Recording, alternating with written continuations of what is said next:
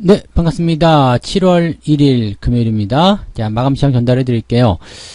일단 2300포인트는 지켰다. 여기서 우리가 안심을 해야 되느냐, 이렇게 생각이 될 것 같은데, 사실 뭐 의미 없어요. 근데 2300을 지키든 안 지키든 뭐 그 큰 의미가 없죠. 어차피 저점권이고요. 바닥권에서 어느 정도 변동성 나오는 건 당연한 거고, 하다 보면 또 2300이 깨질 수도 있는 거고, 근데 그렇다고 해서 뭐 지금 우리가 생각했었던 저점에서 크게 벗어나거나 뭐 그러지도 않을 겁니다. 그래서 뭐 2300포인트, 이거는 일단 어떤 상징적인 의미가 있는 숫자이긴 합니다만, 거기까지 크게 문제 삼으실 필요는 없을 것 같고요. 수급 동향은 괜찮았던 것 같아요. 나쁘진 않았다는 생각이 좀 드는데, 그런데도 불구하고 지수가 좀 많이 빠졌단 말이죠. 즉, 수급에 비해서 지수의 하락률이 좀 컸다. 이것은 어떤 의미로 해석해야 되냐면, 당연하게도, 네, 타겟팅 되었다. 자, 지수를 끌어내리는 쪽에 뭔가 영향력이 더 많이 갔다라고 판단할 수 있는 부분입니다. 근데 그게 공교롭게도 개인들이 많은 종목만, 네, 집중적으로 포격이 들어갔다라는 얘기가 되는 거죠. 즉, 매도 주체들이 개인들이 많이 있는 종목만 갖다 때리고 있어요. 그러니까 이 사람들은 좀 더 사야 되겠다는 생각에서 처음에는 물타기를 막 하지만 그 다음부터 어떻게 돼요? 막 쏟아지게 되죠. 투매가 투매를 부르게 되고요. 근데 그 시점까지 가려면 대체적으로 이 매도 주체들이 이미 다 팔고 난 이후가 된다. 이렇게 판단하시면 되겠습니다. 그러니까 전체적으로 봤을 때는 이 분위기 자체가 뭐 완전히 나쁘다는 그런 느낌은 아니에요. 근데 어떤 종목을 가지고 있느냐에 따라서 내가 기분이 나쁠 수도 있고, 뭐 이 정도면 괜찮은데요 라고 얘기를 할 수도 있는 그런 상황이라고 보시면 되겠습니다. 자, 우리 차트 한번 보도록 할게요. 종합주가지수 상황 먼저 보시면은요, 아래쪽 꼬리가 좀 달렸어요. 마지막에 저점이 좀 잡히더라고요. 그러니까 아침에 있었던 부분도 보시면은 저점이 안 잡혔다는 이야기 해드렸잖아요. 그리고 나서 이제 주가가 계속 밀려 내려왔고요. 자, 이제 2시경 넘어가면서부터 저점이 잡히는 모습이 나타났거든요. 근데 그 시점에서가 이제 너무 늦었죠. 그래서 마지막에 조금 더 올려주긴 했습니다만 부담은 그대로 있었다. 욕심 같아서는 한 2325포인트 또는 뭐 그 이상까지도 한번 올려줬으면 좋겠다 싶었는데, 마지막에 이제 힘이 조금 시간적인 제약에 부딪혔다라고 보시면 되겠습니다. 코스닥도 비슷할 거예요. 네, 코스닥도 비슷한 형태의 모습들. 뭐 수급은 같이 움직이니까 그렇게 보시면 되겠는데, 장중에 저점이 한 번도 안 잡혔다라는 것이 가장 중요한 포인트가 되겠습니다. 자, 그럼에도 불구하고 저점이 한 번은 안 잡혔음에도 불구하고 종목들이 또 그렇게 많이 내리지 않았다는 어떤 위안감을 좀 가질 수 있어요. 내 건 많이 내렸는데요 라고 하실 수 있겠습니다만, 내린 종목과 내리지 않은 종목이 딱 갈라쳐 있다는 얘기가 되겠습니다. 그래서 어떤 종목이 포트폴리오에 들어가느냐에 따라서 오늘 네, 시장이 아주 지옥 같고 거지 같고 라는 생각이 들 수도 있겠고, 뭐 이 정도면 괜찮아, 나쁘지 않았어, 뭐 오늘은 오히려 올랐는데 라고 생각하시는 분들도 계실지 모르겠다 이 얘기죠. 그러니까 그런 부분들을 조금 우리가 감안하셔야 될 것 같아요. 네, 수급동향 보시면은요, 외국인들이 3,400억, 이 정도 물량은 그렇게 많지 않습니다. 3,400억 빠진 거 가지고 지금 시장이 이렇게 빠진다? 이거 말이 안 되는 거죠. 그 다음에, 금융투자 같은 경우도 매도를 진행하다가 마지막까지 해서 매수를 좀 확장해주는 모습이었고요. 문제는 연기금이에요. 연기금하고 사모펀드 둘이 합쳐가지고 1,000억을 갖다 팔아먹었는데, 이게 문제죠. 금융투자가 열심히 사놓은 걸 투신까지 합쳐져가지고 지들이 결국에는 기관들 순매도로 만들어버렸다는 얘기입니다. 즉, 조금 더 지지가 될 수 있었는데, 지지가 안 됐다는 부분. 사모펀드하고 투신이야 그렇다 치더라도 연기금 니들은 팔면 안 되는 거 아니겠니? 라는 이야기를 좀 해볼 수 있을 것 같은데, 워낙 말을 안 들으니까 제껴놓고 생각하셔야 되겠죠. 뭐 어쨌든 수급은 그렇게까지 여러분들에게 부담되는 부분은 아닙니다. 이 부분만 좀 기억하세요. 이 정도 수급에 이렇게 주가가 빠질 거였으면은 진즉에 박살났어야 돼요. 근데 그런 부분이 아니었다는 것만 잘 기억하시고요. 자, 그렇다는 것은 당연하게도 타겟팅 됐다는 것만 참고하시면 되겠는데, 우리가 딱 이거 보시면 알아요. 네, 이 거래소 쪽에는 시총 상위 종목들 보시면 개인들 많은 종목들만 다 빠진 거예요. 자, 삼성전자, LG에너지솔루션, 하이닉스, 그 다음에 네이버, 네, 그리고 LG화학, SDI, 카카오. 네, 뭔지 딱 느낌 오시죠? 네, 뭐, 물론 다른 것들도 있긴 있겠습니다만은, 뭐, 내려간 폭이 굉장히 미비하다는 거 참고하시면 되겠고, 그 다음 거 보시더라도 똑같아요. SK이노베이션. 네. 배터리죠. 카카오뱅크. 아직도 카카오뱅크에 미쳐 계신 분 계신다면서요. HMM. 네. 이런 것들, 지금 떨어진 종목들만 잘 살펴보세요. 다 걔네들이에요. 네. S-오일도 최근에 그런 모습이 좀 있었고요. 그 다음에 크래프톤. 그 다음에 또 어디 있어요? 뭐, 카카오페이. 네, 또 신저가 나와 있죠? 뭐 이런 것들이죠. 그 다음에 NC소프트도 있나요? 네, NC소프트. 뭐 움직임 없어요. 네, 이런 모양새. 그 다음에 SKI 테크놀로지. 이것도 장중 시간에 설명드렸죠. 너무너무 좋아하잖아. 너무너무 좋아하니까 주가가 빠질 수밖에 없어요. 공모주에 아주 미쳐 살던 시절이 있었잖아요. 그 시절에 상장한 종목들은 다 죽었다고 봐야 되는 겁니다. 그죠? 하이브. 네, 힘들어요. 네.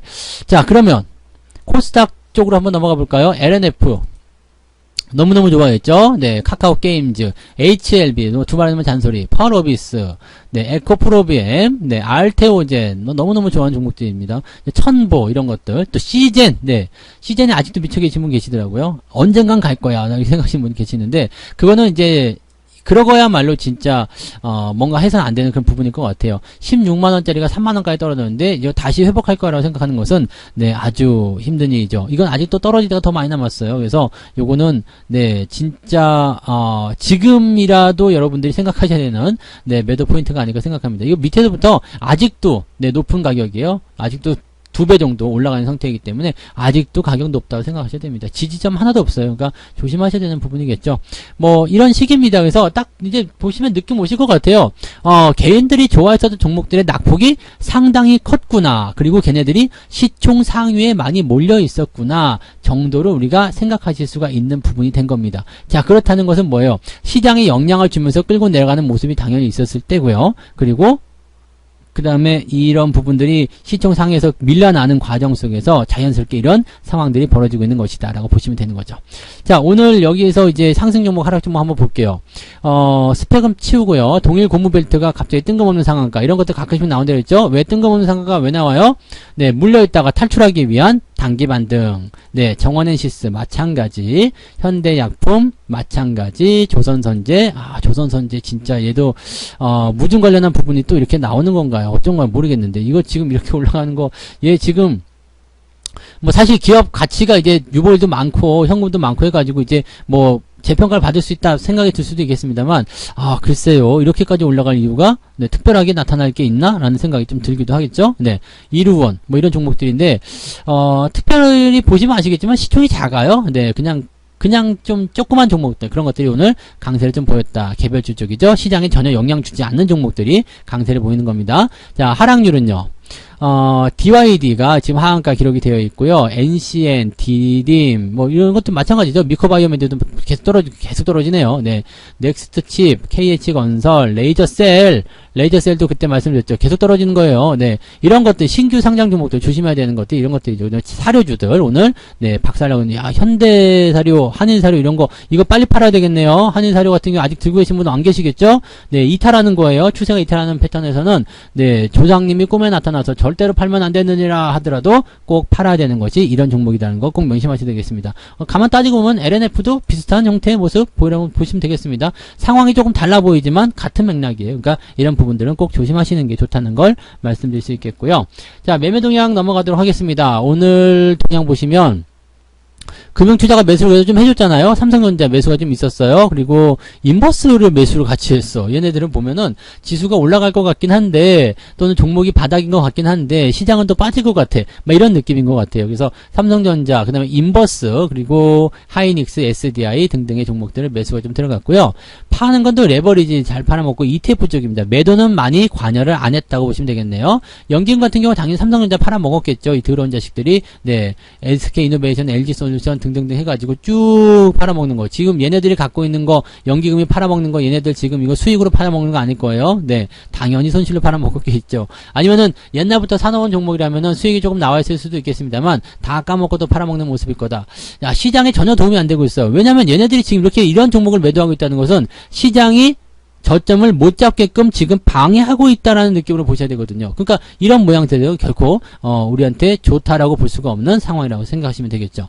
자, 그래서 기관 총계론가 넘어가게 되시면 인버스가 가장 많았고요. 레버리지도 가장 많았습니다. 그래서 인버스를 사고 레버리지를 파는 그런 형태의 모습이기 때문에 시장을 하방으로 일단은 예상하고 있다. 이렇게 예상이 되시면 될 것 같아요. 그리고 시총 상위 종목군들이 대체적으로 어디로 가 있어요? 매도 쪽으로 많이 가 있더라. 이렇게 생각하시면 되겠죠.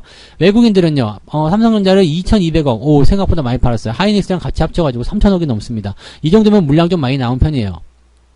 하지만 삼성전자와 하이닉스, LNF, LG에너지솔루션, 카카오 정도까지를 빼고 나면 사실 여기서 뭐 주가가 더 애매한 건 뭐 있습니까? SK IT테크놀로지 뭐 이런 거 지금 조심해야 된다고 말씀드렸던 종목들 제외하고는 지금 매도에 관여한 게 많지 않아요. 즉 소수의 종목으로 시장을 끌어내리는 역할만 해줬다는 얘기입니다. 매수도 별거 없어요. 네, 오늘 매도에 집중된 거고요. 시장을 끌어내리는 쪽에 집중했다는 얘기입니다. 이건 뭐냐면 시장을 저 몇 가지 종목으로 끌어내리면서 겁을 줬죠. 겁을 주면서 개인들이 팔면 더 좋고 안 팔더라도 이걸 안 팔더라도 다른 종목은 팔게 돼 있어요. 왜요? 저런 거 안 팔고 뭘 팔았을까요? 네, 개인들이 지금 열심히 팔아먹고 있는 그런 종목들을 매도를 열심히 치게끔 만들었겠죠.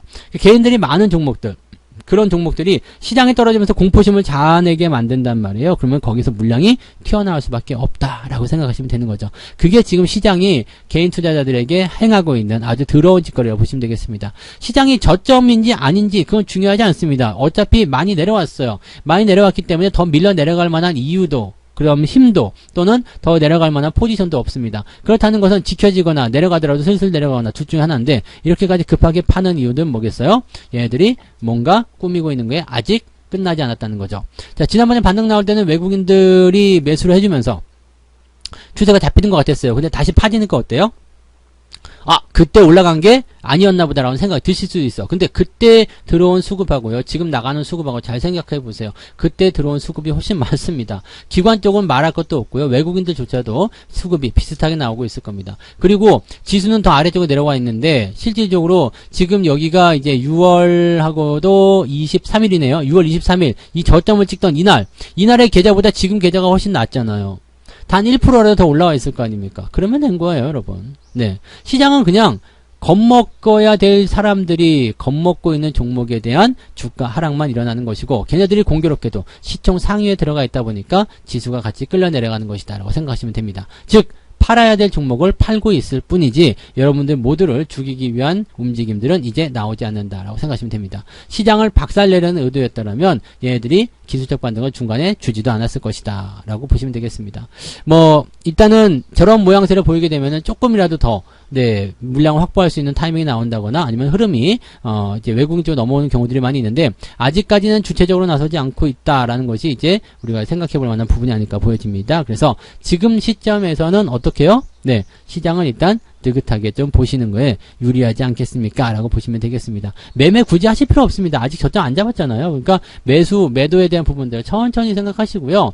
지수가 올라오면서 이제 뭐 골든크로스가 됐든 아니면 뭐 상중 추세가 됐든 쌍바닥이 됐든 뭐든 만들어줄 거 아니에요. 그러면 그때부터 여러분들이 고민하시고 생각하시고 종목을 매수하거나 종목을 보유함에 있어서 조금 더 강한 마음을 가지면 되실 것 같다 생각이 듭니다. 지금 같은 때는 다 같이 힘들고 다 같이 무섭죠. 괜찮아요. 그럴 수 있는 거죠. 그게 또 당연한 거고요. 근데 이 구간 잘 지나고 나가시면 당연히 여러분들이 좋은 승리의 기운을 맛보시게 될 거라 판단합니다. 자, 한 주간 고생들 많으셨고요.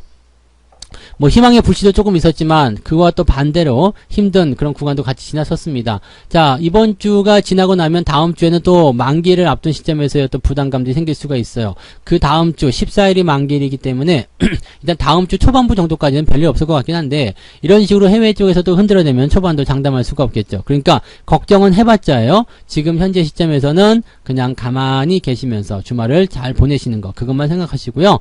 주식 걱정은 이제 월요일 아침부터 진행하시면 되지 않을까 생각합니다. 자, 주말 모처럼 푹 쉬시고요. 네, 느긋하게 즐거운 시간 보내시기 바랍니다. 저는 내일 종목 진단 있네요. 내일 종목 진단으로 다시 오도록 하겠습니다. 고맙습니다. 본 방송에서 제공되는 모든 정보는 투자 판단의 참고 자료이며 투자의 최종 책임은 본 방송을 이용하는 본인에게 있습니다.